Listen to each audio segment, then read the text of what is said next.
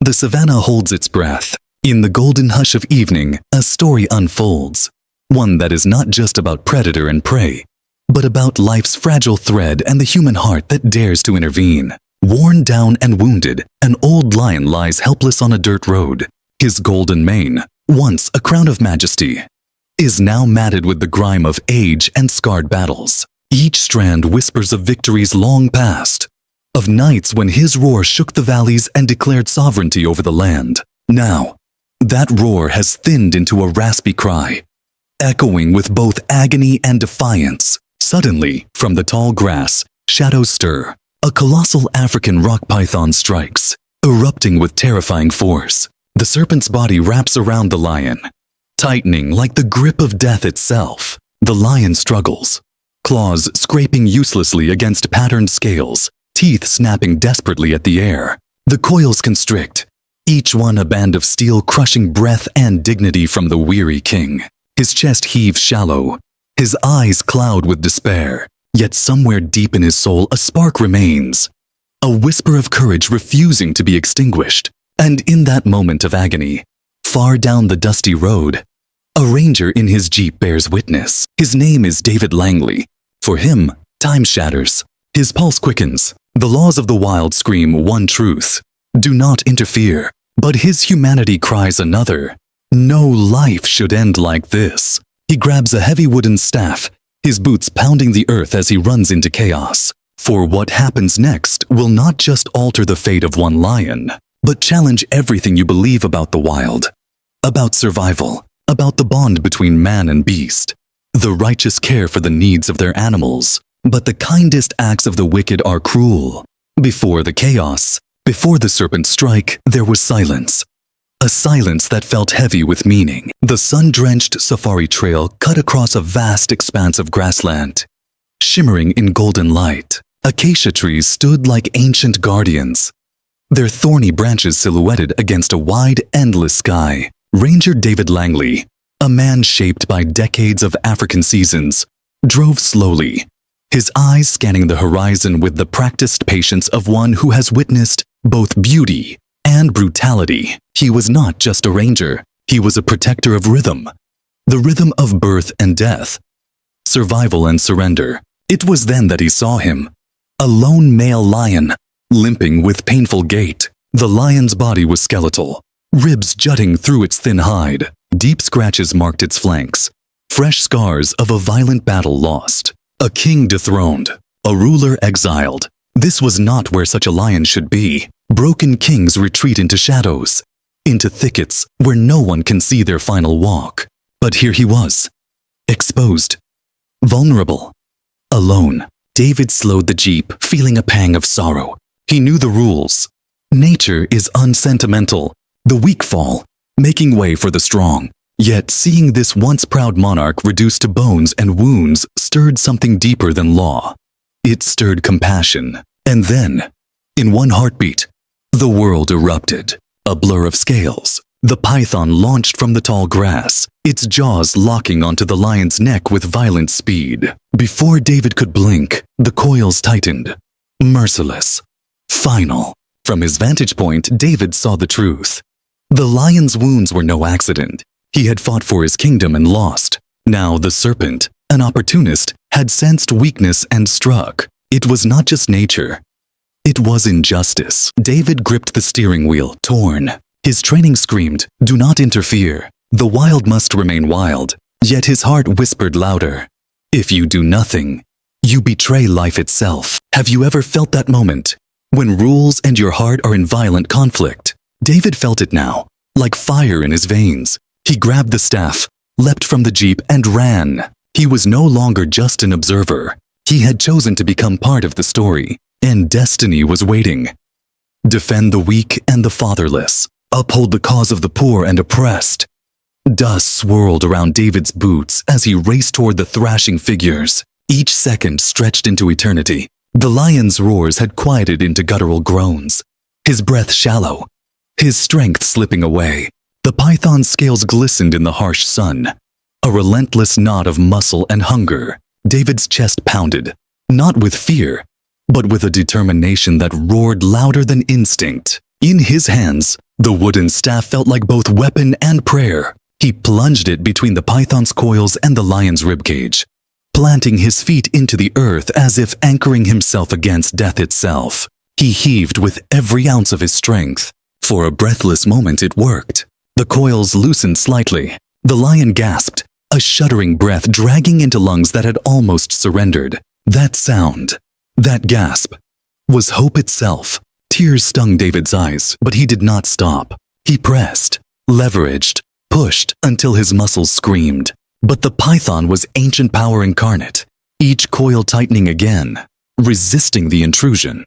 Just when David thought he might lose, the forest revealed another player. A shadow moved, a low grunt echoed through the trees, and from the thicket emerged not another predator, but a miracle. A massive silverback gorilla, drawn by the cries of battle, lumbered into the clearing.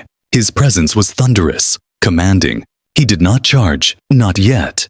He simply stood, observing man, lion, and serpent locked in a primal struggle. And in that silence, something transcendent passed between species. Not rivalry, not fear, but recognition. Man, beast, and beast, bound by the thread of survival, by the unspoken law that all life seeks freedom. With a sudden roar, the gorilla charged, pounding the ground, his strength a force of nature. The python faltered. In that pause, David drove the staff deeper, prying the serpent's coils apart. The lion dragged in another desperate gasp. Life returned, and in that moment, three creatures, man, lion, and gorilla, stood united in defiance of death. Two are better than one, because they have a good return for their labor. If either of them falls down, one can help the other up. The battle ended not with blood, but with mercy. The python, beaten back by force and fear, slithered into the tall grass, its patterned body vanishing into the shadows of the savannah. The old lion lay trembling, his chest rising and falling with ragged breaths. But he was alive. His amber eyes, dulled with pain moments ago, now shimmered with the faint glow of survival. David knelt beside him, one hand on the mane that had seen storms and wars. The gorilla, majestic and solemn, watched from a short distance, his dark eyes reflecting something unspoken. Respect, perhaps even kinship. For a long moment, time froze. Three beings from three worlds, united not by domination, but by compassion. The gorilla turned first, disappearing back into the forest with silent grace. The lion, gathering what little strength he had, slowly rose. He limped away, one step, then another, reclaiming the dignity of a king who had been spared. And David, tears streaming down his face, knew this was more than survival. This was miracle. This was the soul of nature revealing itself. Fragile, fierce, beautiful. It was proof that even in the heart of the wild, where rules are brutal and life is fragile, compassion can rewrite destiny. This was not just an animal rescue. This was an emotional true story. A dramatic wildlife rescue that will echo forever in the hearts of those who believe in the bond between human and animal. A viral YouTube story, perhaps, but beyond the screen, it is something eternal. A reminder that when we choose compassion, we choose life. The wolf will live with the lamb. The leopard will lie down with the goat, the calf and the lion and the yearling together, and a little child will lead them. David's grip on the staff trembled as sweat poured down his face. He had tasted the fragile flavor of hope when the lion gasped its desperate breath. But that hope froze in midair with a sound so faint, it could have been the wind. A rustle, a whisper in the brush. His eyes lifted from the struggle and his blood ran cold. From the shadows of the acacia trees, they emerged. Three young lions, their bodies taut with strength, their eyes burning like amber flames. They didn't roar. They didn't rush. They came silently, each step measured, forming a semicircle of living tension. The python was no longer the only predator in the clearing. Now David himself was prey. He could feel their gaze unwavering, dissecting him. Not as man, not even as ranger, but as intruder. In their silence was menace. In their stillness was judgment. What was he in their eyes? A rival to their hunt? A thief stealing from the order of nature? A trespasser in their royal court? David's throat tightened as the air itself seemed to thicken around him. Behind him, the python's coils pulsed in crushing rhythm. Before him, 3 young males embodied the raw law of the wild. He was trapped between death and destiny. And then the elder lion went limp, his body sagging like a flag lowered in defeat. Time was gone. Hope was gone. Unless David dared to break every law he had lived by. He dropped the useless staff, his hand fumbling for the one desperate tool left on his belt. A standard-issue can of pepper spray, meant for buffalo, not monsters. His fingers tore it free, his breath sharp in his lungs. He aimed, pressed, and unleashed fire. A burning mist exploded onto the serpent's head. The python convulsed as if struck by lightning, its body unspooling with shocking violence. Dust rose, scales writhed, the coils retreated, and with a final furious thrash, the beast fled into the grass, leaving the lion gasping, trembling, but alive. Silence fell, thick and holy. The young lions stopped advancing, their amber eyes softening not into rage, but into something else. Curiosity, maybe respect, and in that stillness, David realized the rules had shattered. What unfolded now was not about predators or prey. It was about legacy, about bonds unseen, about the mystery of life itself. Greater love has no one than this, to lay down one's life for one's friends.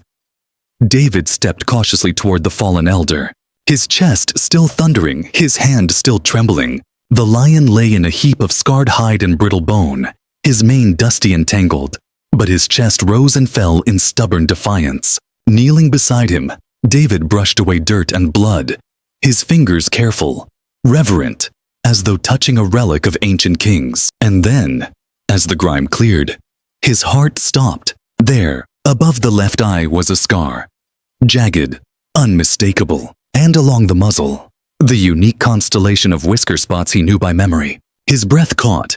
This wasn't just any lion. This was him, the legend, a monarch whose roar had once rolled across the plains like thunder, who had ruled with brilliance and courage, who had vanished nearly a year ago after a battle so fierce that everyone believed he had died. His name was whispered like myth among rangers, a story told around campfires of a lion whose rule was unmatched. Yet here he was, not dead, but fallen, returned. David's eyes blurred with tears, and suddenly the presence of the 3 young males made sense. They weren't here as rivals. They were guardians. They had been watching, shadowing, protecting their broken king. They had not come to claim his death. They had come to witness his survival. Have you ever seen an animal do something so human, so unexpected, that it breaks the boundary between our worlds? That is what David saw now. The young lions stood not as killers, but as sentinels. The air shifted from menace to awe.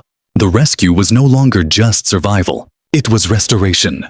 The return of a king who carried not only scars, but history. David worked quickly, disinfecting wounds, wrapping where he could. The lion endured with silent dignity, his amber eyes holding a depth that spoke of battles fought, of time endured. When at last he struggled to his feet, his body trembling with exhaustion, David held his breath. The elder turned his head and let out a low rumble. Not aggression, but acknowledgement. A sound that vibrated with memory, with gratitude, with unspoken bond. Then he limped toward the brush, and the miracle deepened, for the 3 young males, without a sound, fell into line beside him. Their pace matched his, their formation protective. A royal escort honoring a monarch returned, and David, still kneeling in the dust, wept. Because in that moment, the laws of nature bent to reveal something greater than power. Reverence. Honor your father and mother, that your days may be long in the land the Lord your God is giving you. The story did not end in that clearing. In the days that followed, David and other researchers tracked the pride from a distance, documenting what no book had ever prepared them for. The old lion was still there, limping, thin, stripped of dominance, yet accepted. He was not exiled, not torn apart by successors as nature's law dictated. He was allowed to walk among them. The young males adjusted to his pace, flanking him, guarding him. They let him feed when food was plenty, let him lie in shade when the heat grew merciless. It was unheard of, an anomaly in the brutal hierarchy of lion life. Old kings do not return. Old kings are forgotten. Yet here was proof that nature held secrets, that even in a world built on tooth and claw, there existed threads of loyalty, respect, and community. Scientists called it anomaly. David called it miracle, because what he saw was not biology. It was love. He remembered the way the elder had turned to him with that low rumble, the way the young lions had formed an escort. And he realized this wasn't just behavior, it was legacy. The pride was not just surviving. They were remembering, they were honoring, and in that, they reflected something deeply human.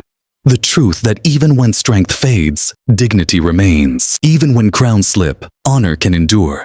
The rescue had begun as defiance of the rules, but it had become revelation. And David's choice, his moment of courage, had not only saved a lion, it had unlocked a mystery. The wild's capacity for reverence. A good man leaves an inheritance to his children's children. In the quiet evenings that followed, as the sun bled red over the savannah, David would sit in his jeep and watch the pride from afar. He no longer saw predators and prey, winners and losers. He saw a family. He saw guardianship. He saw grace. The elder lion, though frail, though broken, was still there, and in his presence was a lesson for all who would listen. That survival is not always about dominance. That community can transcend the law of power. That legacy can bind even the fiercest hearts. For those who watched the footage, who heard David's story, it became more than an animal rescue, more than a dramatic wildlife rescue. It became an emotional true story, a heartwarming animal video, a viral YouTube story that touched millions. Because deep down, what we seek in the wild is not just the thrill of survival, but the reflection of ourselves. The reminder that compassion, loyalty, and respect are not human inventions, but threads woven into the very fabric of life. And so, the king lived on, not in dominance, but in honor. His young guardians flanking him, his dignity restored, his legacy unbroken. And for David, and for all who hear this story, the wild is forever changed, because now we know the savannah holds not only battles and blood, but mysteries of love that can bring even the strongest to tears. The wolf will live with the lamb, the leopard will lie down with the goat, the calf and the lion and the yearling together, and a little child will lead them. And so, as the dust of the jungle settled and the cries of fear gave way to a silence that carried the weight of something holy, one truth remained unshakable. Love is stronger than instinct, stronger than the wild, stronger even than the grip of death itself. The gorilla had not just saved the baby rhino, he had saved a piece of humanity in all of us, showing the world that compassion knows no boundaries. The wolf will live with the lamb, the leopard will lie down with the goat, the calf and the lion and the yearling together, and a little child will lead them. In that moment, under the African sky, it was not man who taught the lesson, but the creatures of the earth, whispering that we are one, bound by a thread of mercy, a bond unbreakable. This was more than an animal rescue, more than survival. It was a miracle, a heart-stirring reminder that where there is love, there is always hope. And perhaps that hope is what will save us all.